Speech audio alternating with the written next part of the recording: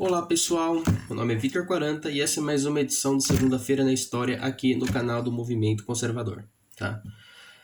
Hoje eu gostaria de trazer uma análise bem interessante para vocês, né, que surgiu de um debate, de uma discussão bastante acalorosa no meu curso. Tá? Estávamos de uma aula de História do Brasil, né, o tema colonialismo ele veio à tona. Tá?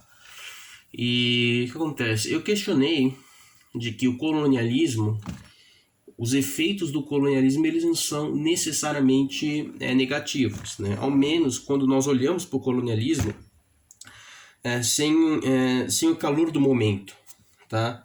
Quando o historiador ele pega a documentação e com base, né, nos vestígios da historiografia, ele analisa os efeitos, os prós e os contras do colonialismo.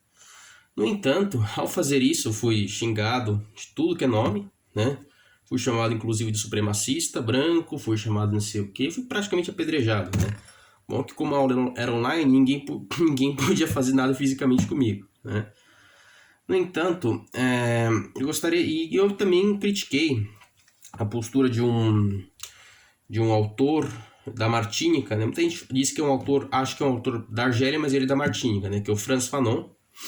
Escreveu um livro chamado Condenados da Terra, em que ele disse que o colonialismo é uma doença, né? E inclusive o Frantz Fanon ele acredita que a única forma das colônias se libertarem seria pelo genocídio daqueles, né, dos brancos que estavam ali na Argélia, na Angola, né? Ou seja, em vez de ele defender uma perspectiva de uma reconciliação, né, de uma construção de uma sociedade de brancos e negros, não, ele prega, né, o genocídio. Embora tenha sido um teórico bastante brilhante, né, ele é uma pessoa cujas posições políticas são bastante questionáveis e cuja própria personalidade, enfim, o próprio autor em si não era uma pessoa muito boa. No entanto, eu questionei essa afirmação do Frantz Fanon. Já veio pessoal querendo colocar o dedo na minha cara, entre aspas. Quem é você para criticar o Frantz Fanon, não sei o que. Engraçado que quando o cara fala isso, a gente nunca sabe quem é o cara. Mas assim, Frantz Fanon, assim como Aristóteles, o Platão, autores muito maiores, ele era de carne e osso, assim como eu, como você, não é? Então, acredito que todo autor ele pode ser objeto de crítica. Inclusive, se você jogar aqui no Google Acadêmico o nome, sei lá, de Aristóteles, você vai achar diversos artigos de autores criticando determinados pontos do Aristóteles, determinados pontos da obra do Santo Tomás de Aquino, o que não tem problema nenhum. E do ponto de vista acadêmico, é extremamente saudável, evidentemente, né? Pensando nessa questão, eu gostaria de ler para vocês um artigo que eu escrevi, né, para Saquarema do Brasil, chamado O Legado do Colonialismo Ibérico. Tá? Caro leitor, ouso escrever os presentes parágrafos para compartilhar uma experiência da minha porca vida. Falo de algo que ocorreu na última quinta-feira, dia 1º de julho de 2001, durante uma aula de História do Brasil, do curso de licenciatura que pretendo terminar no presente ano, na Universidade Federal de São Paulo, Unifesp. Durante a aula, a temática do colonialismo veio à tona. Questionei a suposta negatividade do colonialismo, uma vez que o mesmo pode ser benéfico, ao menos no longo prazo, quando o tempo pretérito permite ao historiador tirar o véu do momento e analisar seus prós e contras. De forma bastante dramática, em Condenados da Terra, Frantz Fanon definiu o colonialismo como uma doença, um processo de deformação dos homens. Não pretendo questionar o mérito literário do autor, o qual é bastante elevado, apesar das minhas discordâncias para com muitos de seus pontos. Como vocês podem ver, fui bem educado em relação à crítica. No entanto, Fanon escreveu em um contexto bastante particular, o que deve ser considerado com a devida atenção por parte do leitor. Sua referida obra veio à tona no contexto das guerras de libertação das antigas colônias da África e da Ásia, em um momento de luta das antigas colônias contra os estados nacionais da decadente Europa, enquanto a Guerra Fria colocava todo o planeta em estado de tensão. Diferente de seus homólogos afroasiáticos, a experiência colonial americana em particular e latino-americana a experiência colonial americana em geral e latino-americana em particular ocorreram em um período distinto, durante o crepúsculo do século XV ao início do século XIX. Foram um processo anterior ao nascimento das nacionalidades europeias. No caso da América Latina, acredito que a afirmação do Sr. Fanon deva ser relativizada, uma vez que um longo processo histórico de pouco mais de 3 séculos não pode ser descrito com tamanha simplicidade.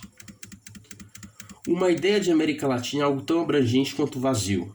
O que há de comum entre povos ribeirinhos do Amazonas, vaqueiros gaúchos da região do Rio da Prata, índios das montanhas andinas, haitianos praticantes do vodu e urbanoides das cidades do México, de São Paulo ou de Bogotá?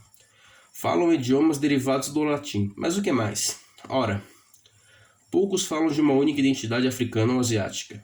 Mas não seria o mesmo de igualar sujeitos tão díspares quanto um fundamentalista egípcio, um africânder branco da Namíbia ou da África do Sul e um iorubá da Nigéria e do Benin? Ou mesmo um hindu das margens do Gange, um chinês da etnia Han e um cazaque da Ásia Central? Questiono, né?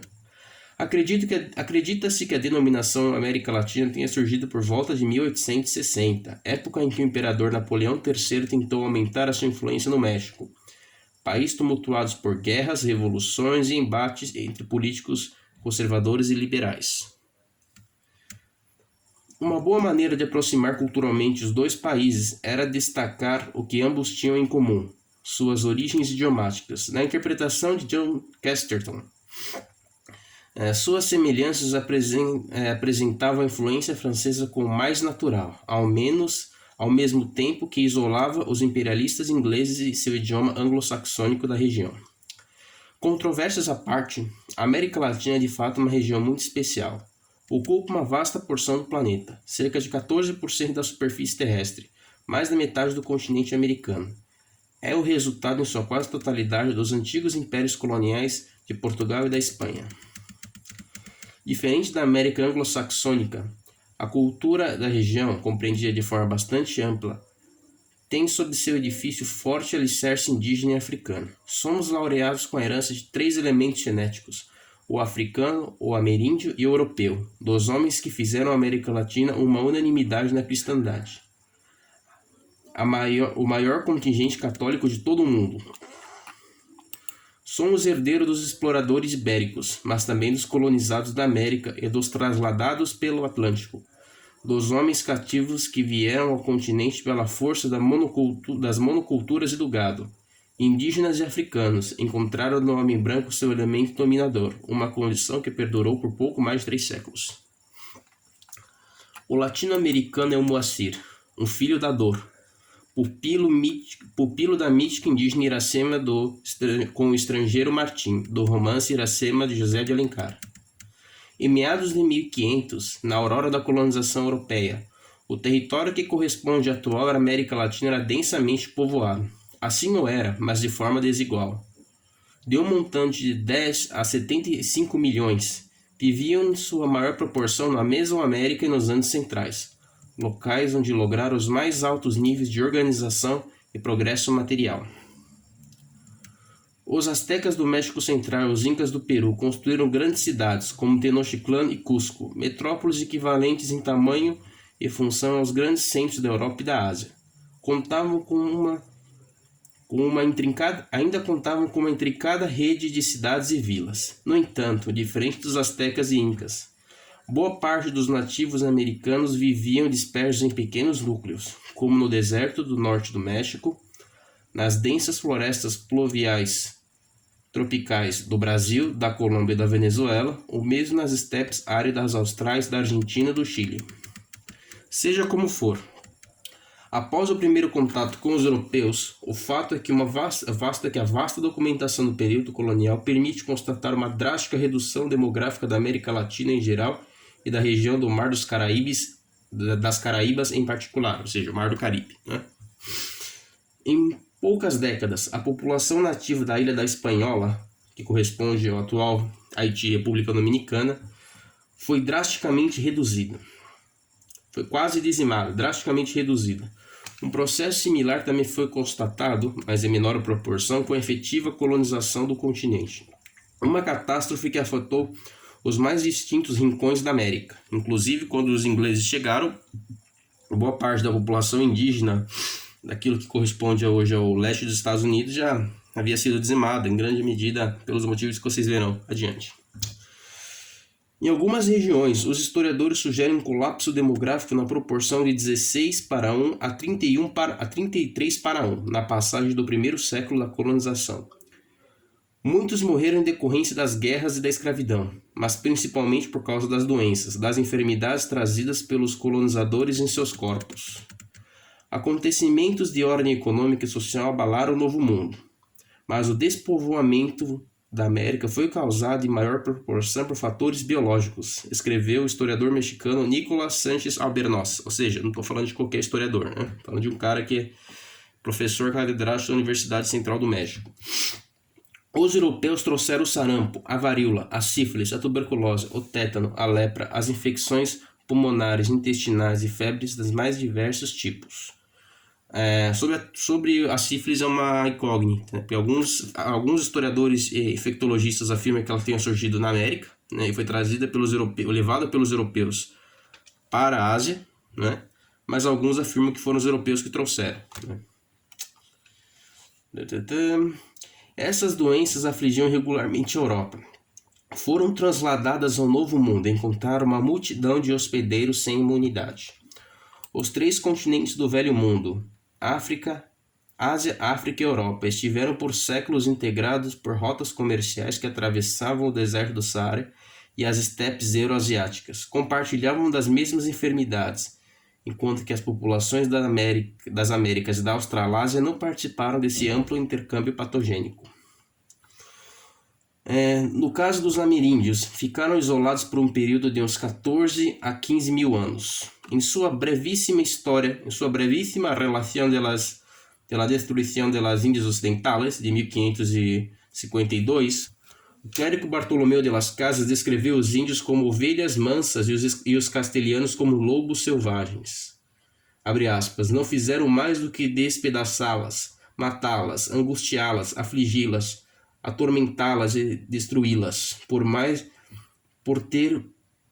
ter como último fim o ouro e enriquecer-se com suas riquezas. Entre o final do século XVI e meados do século XVIII, não menos de 36 edições das Crônicas de Las Casas foram reproduzidas na Europa. 14 em holandês, 6 em inglês e francês, 3 em italiano, 2 em alemão e até 2 em latim. Apesar das negativas, os abusos e excessos foram crimes de caráter pessoal, não políticas de estados dos reinos ibéricos. De acordo com o venezuelano Alejandro Peña-Escosa, as ordens expressas pelo rei da Espanha e de Portugal determinavam respeito à vida e integridade dos nativos. Os índios eram considerados seres humanos, assim como seus súditos da Península Ibérica. Ora, é sabido que em história não se trabalha com condicionais, não existe IC na história, né? Mas se houver uma política genocida por parte dos colonizadores, o mais provável é que os nativos teriam simplesmente desaparecido, como quase ocorrera com os aborígenes da América do Norte, na experiência inglesa. Não teríamos o alicerce indígena africano em nosso continente, em sua mais pura expressão, com predomínio na Bolívia, no Equador, no México e no Peru, nem em sua versão mestiça, como no Brasil, na Colômbia, na Venezuela, na região dos Mar das Caraíbas e em outras partes da América Latina, com a relativa exceção da Argentina e do Uruguai, com sua marcante presença europeia na região do Rio da Prata, mas forte influência indígena no interior, em especial no caso da primeira. Inclusive, nós falamos português, nós não temos muito contato com o mundo hispânico, né? Mas, inclusive, em algumas regiões da Argentina, no norte da Argentina, as pessoas falam o quechua, né? Que é o idioma nativo dos incas, né? Não o espanhol como primeira língua, né? Você tem regiões da Argentina em que ainda se fala as línguas nativas como primeira língua, né?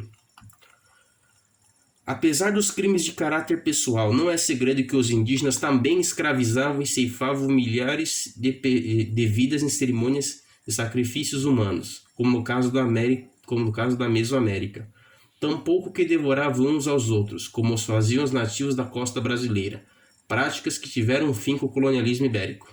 É falaciosa a afirmação de que apenas vieram para saquear e roubar. Se assim o fora, não teriam construído estradas, pontes, canais, praças, catedrais, museus, hospitais e belas cidades e, o mais importante, universidades e instituições de ensino.